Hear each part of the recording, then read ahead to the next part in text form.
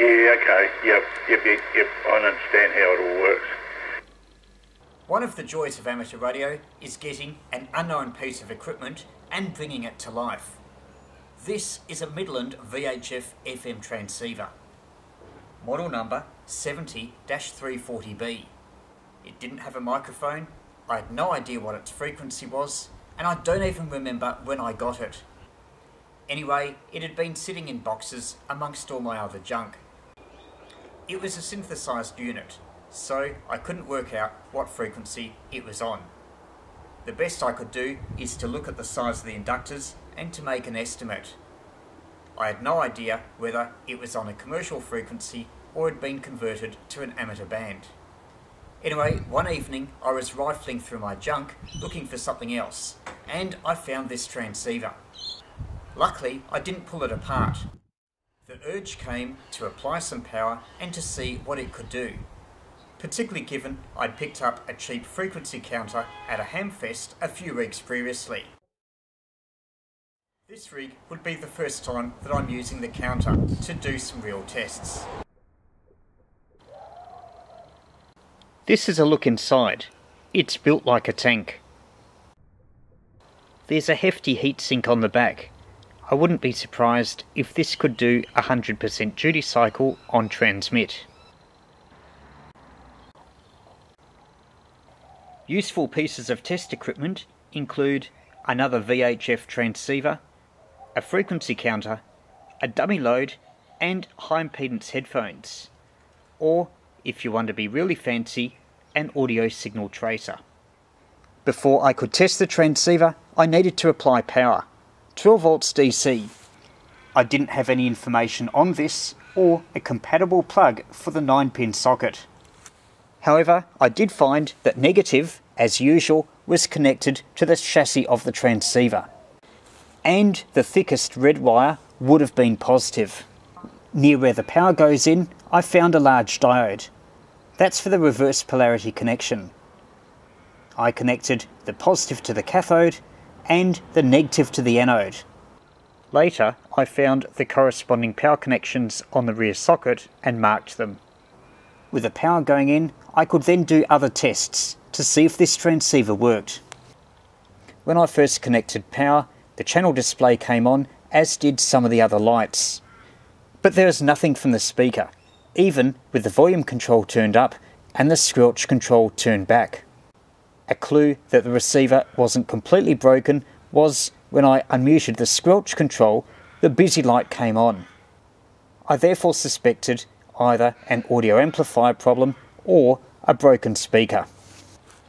I used a multimeter set to the continuity indicator function and the speaker proved fine.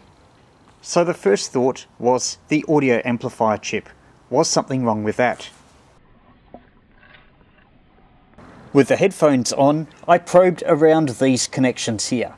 They go to, I think, the squelch control and the volume control. I could hear hiss, which was encouraging. Because these transceivers don't use crystals to set their frequency and instead use a programmable synthesizer, whether it was worth going any further depended on the frequencies that this operated on. So I connected the dummy load and wrapped a bit of wire from the frequency counter near the dummy load. It must have been a lucky day because not only was the transmitter working, but the frequencies I was getting were useful frequencies in the 2 meter band. Thus, the Midland had already been converted. How did I get it to transmit without having a microphone?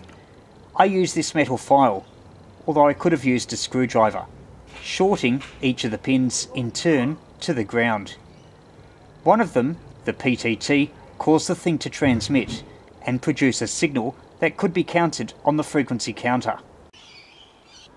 With the transmitter working, although without a microphone, and the receiver mostly working, this was definitely a project worth continuing with. With these headphones and a local signal source on 2 meters, I could hear my voice coming through, though I still wasn't positive about the audio amplifier or the squelch circuitry. Probing around with the headphones, I found a particularly loud sound coming from the power socket. Further investigation found that I could get the speaker to work if I shorted 2 of the connections. Now I had a fully operating receiver. All I needed now was a microphone for the transmitter. Being able to receive and to put out a carrier on transmit, I made a note of the frequencies versus the channel number. It went from 1 to 61, and something like 50 of those channels had useful frequencies on the 2 meter band. These include almost all repeater channels and a large number of simplex frequencies. With the receiver going and the transmitter transmitting but no audio, the only thing remaining was to sort out the microphone. I tried various ones on the socket, an electric mic, an earpiece from an old telephone, and a rocking armature mic from another transceiver. None of them worked. I had a look on the web and found that the Midland transceivers require an amplified microphone. I was able to find a service manual, and there is a grainy circuit of a 2 transistor microphone preamp that the Midland microphones included. The preamp used some obscure Japanese transistors, but it doesn't really matter. I just used BC548 for the NPN and BC558 for the PNP. Something like a 2N3904 or 2N3906 series should be fine as well. That did the trick, though I did get some reports on air that my audio wasn't the greatest. So I tried another microphone insert and changed the values of some of the parts slightly and got good enough results. I initially had the microphone preamp hanging out of the microphone socket. This is the microphone preamp built on a small piece of perforated board inside the microphone housing. Luckily there's plenty of room. Perfectly fine. Q5 into the repeater, bags of audio, not clipping, not too loud, nice and clean, so no issues at all. This particular model didn't come with scanning, though if you held the channel position either to the right or to the left, it would scan through channels and it would pause briefly enough for you to hear if a frequency was active, possibly only a second or so. I would have liked to have added an extra switch so I could have this in the rightmost position, so you could keep it scanning even if you were away from the transceiver.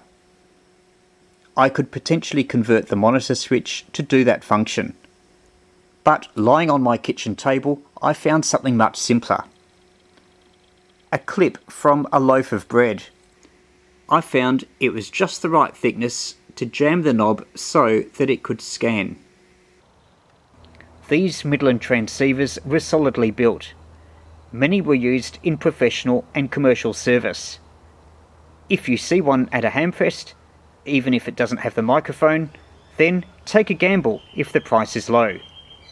You never know, you might be lucky like me and end up with a perfectly serviceable transceiver for 2 meters FM. It required some experimentation and fishing around for information, but this has been a great project. I now have a very well built and very solid 40 watt transceiver for 2 meters.